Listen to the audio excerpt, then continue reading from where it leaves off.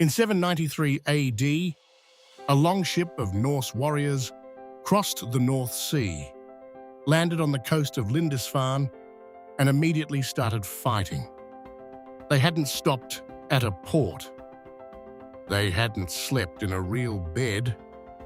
They had rowed through some of the roughest open water in the world for days, in cold that would shut a modern body down within hours, then stepped off the boat and went straight into close combat. Heavy shields, heavy weapons, the kind of grinding physical work that shreds unprepared bodies from the inside out. Nobody collapsed. Nobody cramped. The Vikings were written about like they were something mythological, as if the explanation had to be supernatural. But the real answer was sitting in a cloth pouch at the bottom of the hull the whole time. Here's what bothers me every time I dig back into this. Right now, Navy SEALs are considered the best-conditioned fighting humans on Earth. Their nutrition is designed by sports scientists. Precise carbohydrate ratios, protein timing windows, recovery shakes with ingredient lists longer than most tax forms. They have altitude simulation, electrical muscle stimulation, cold plunge protocols built around published research. And on paper, all of that should produce something unbeatable. Put that same SEAL on a Viking longship for 3 weeks. No GPS, no supply drops, no modern food, and the science says something uncomfortable. Somewhere around day 10 or 12, the connective tissue starts to break down. Joints ache in ways that don't improve with sleep. Grip strength drops. Old cuts stop healing clean. The physical scaffolding of the human body, the collagen matrix that holds tendons, cartilage, and muscle to bone, begins to fail quietly. The Vikings had a working solution to that problem, a full millennium before we understood the chemistry behind it. Think about the last time your body didn't recover the way you expected. An injury that dragged on 3 weeks past where it should have ended. That particular tightness in your tendons after a hard training block that doesn't fully release no matter how much you sleep or stretch. That slow, low-level stiffness that people write off as aging or overtraining and never really question. Here's what I keep coming back to. What if some of that, not all of it, but a real and meaningful piece, is a nutritional gap we've been carrying for longer than we think? Not a dramatic deficiency that shows up on a blood panel. A slow, quiet one. The kind that chips away at your recovery ceiling year after year without ever announcing itself. The kind that makes you just slightly less able to rebuild after every hard effort, until one year you notice the bounce back is just gone. We've all been sold version of this performance to nutrition story that leaves something out. The version goes, modern science has optimized everything. We know macros, we know recovery windows, we eat better than any humans who came before us, and there's truth in that. We've eliminated the obvious deficiency diseases. But that story quietly skips over the fact that we've also removed most of the wild, bioavailable plant compounds that human bodies spent thousands of years adapting to. The Vikings didn't supplement, they foraged. And what they foraged, specifically what they brought onto longships, turned out to be a portable, concentrated source of the exact nutrient that keeps human connective tissue functional under sustained physical stress. They didn't know the chemistry. They knew the result. The men who brought the plants made it back, ready to fight. The men who didn't, sometimes didn't make it back at all. The plant is called scurvy grass, Cochlearia officinalis. It grows along the rocky, salt-sprayed coastlines of Scandinavia and the British Isles, in thin, cold soil that nothing commercial would survive in. It tastes sharp and bitter like watercress crossed with wasabi, and it contains somewhere between 200 and 300 milligrams of vitamin C per 100 grams of fresh leaf, compared to roughly 53 milligrams per 100 grams in a standard orange. Norse sailors chewed it raw. They packed bundles of it into the hold alongside dried fish and salted meat. Alongside scurvy grass, they carried cloudberries, small golden Arctic fruits that grow across Scandinavian bogs in late summer, naturally preserved through freezing across winter months. Cloudberries carry a dense load of vitamin C and a full range of polyphenols, antioxidant compounds that directly reduce the oxidative stress that accumulates in muscle tissue during sustained physical effort.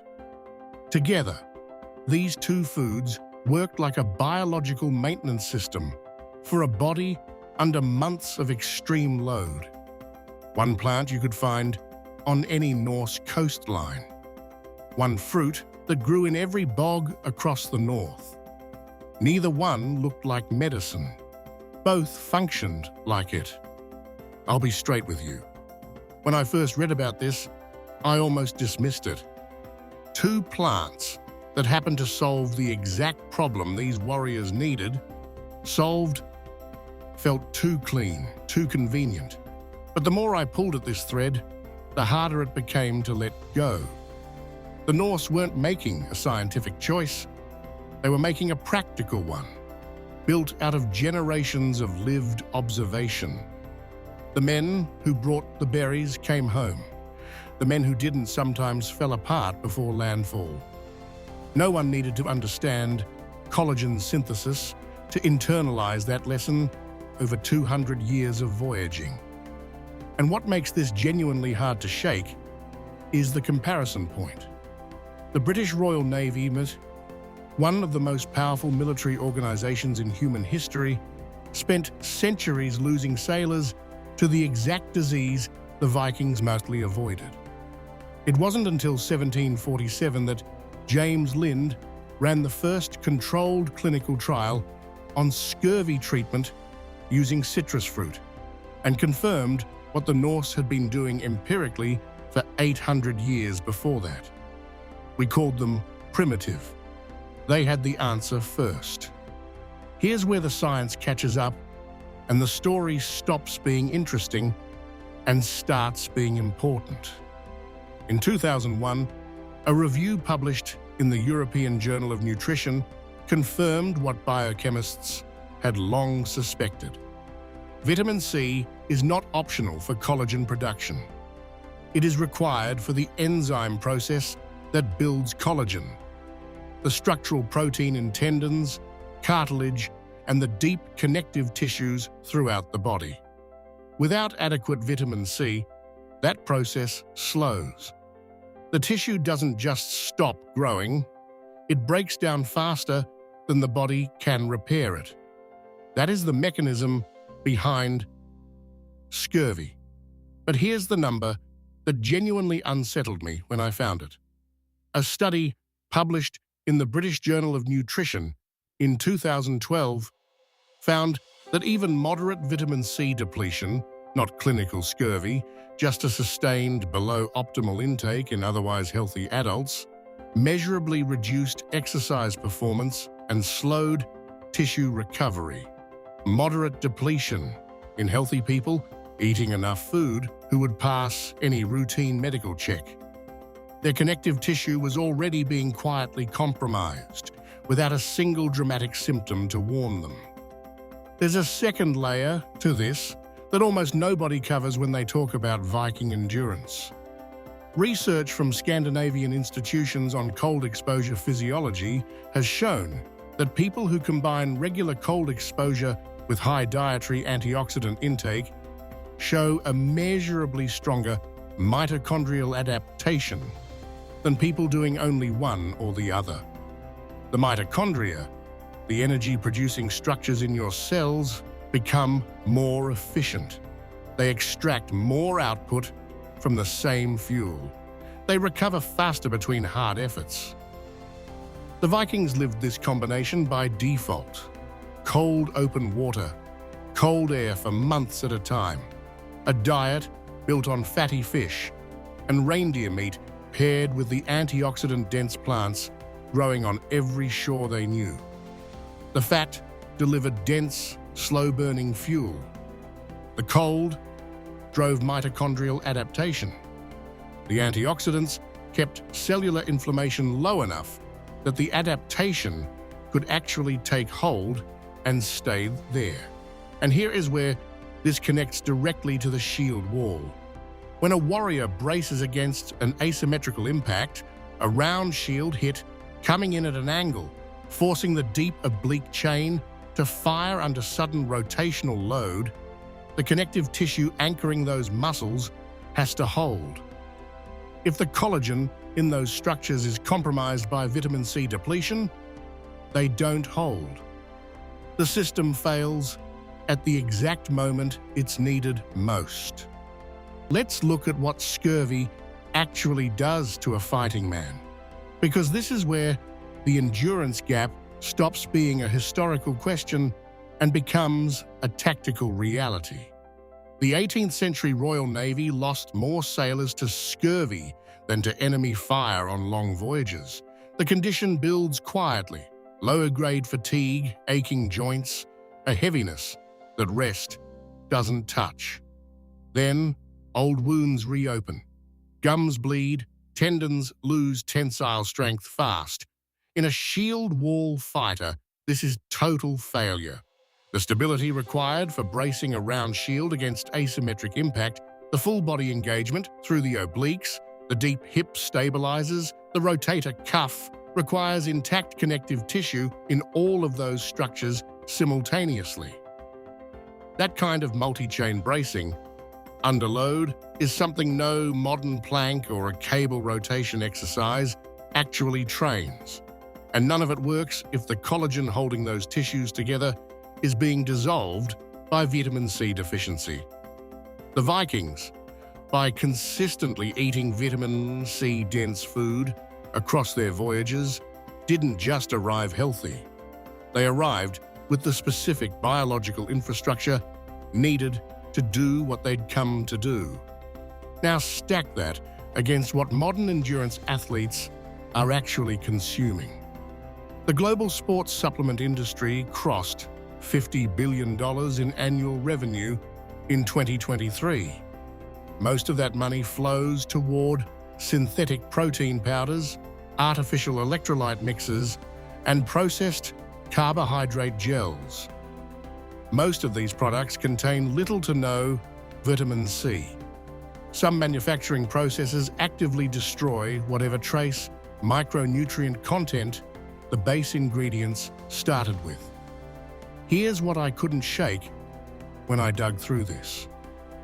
A Norse sailor in 900 AD, carrying a pouch of cloudberries and a rolled bundle of scurvy grass, was getting more bioavailable vitamin C per day than the average person spending $200 a month on supplements.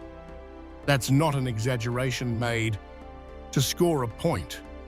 That is a comparison with real physical consequences.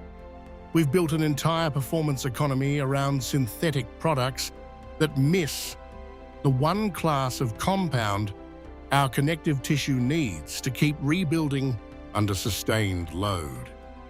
What we lost wasn't a recipe, it was a living, practical knowledge of the specific plants that grow near specific bodies of cold water and what they do to the human body under stress. That knowledge didn't fade because something better came along. It faded because something more convenient did. And convenience is very good at making you stop asking what you traded for it. Right now, there are endurance athletes in their early 30s burning out without knowing why. There are recovery arcs that stretch 3 weeks past where they should stop.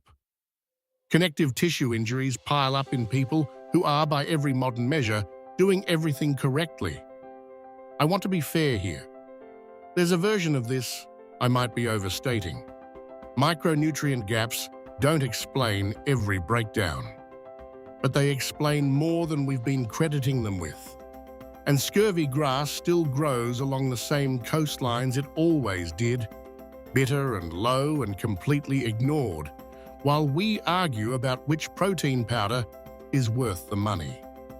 Began building protocols around wild-sourced vitamin C, rose hips, sea buckthorn, cloudberries, rather than synthetic ascorbic acid, pointing to both bioavailability differences and the polyphenol cofactors that synthetic versions simply don't carry.